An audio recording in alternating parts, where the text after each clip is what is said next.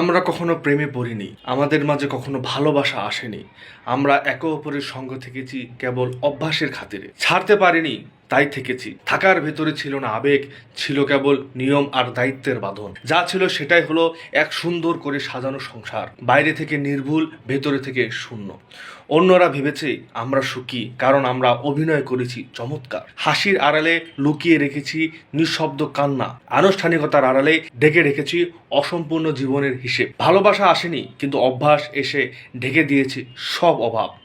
আমরা একে অপরকে হারাতে চাইনি, আমরা আবার পুরোপুরি পেতেও চাইনি।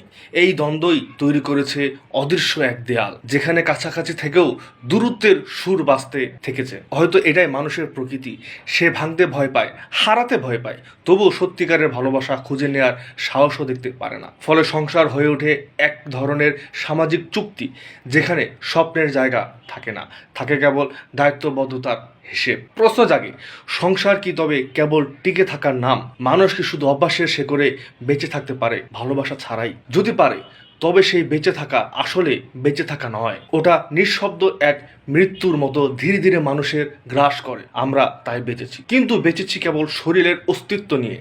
আত্মার এক বিশাল অংশ রয়ে গেছে অপূর্ণ। ভালোবাসাহীন জীবনে সময় কেটে গেছে, কিন্তু জীবনের পূর্ণ হয়নি কোনোদিন। এটাই আমাদের সাজানো সংসার। ভালোবাসা সেটা হয়ে ওঠেনি কোনোদিনই, না আমাদের ভেতর, না আমাদের ভাগ্যে। লেখায় রুদ্র চৌধুরী।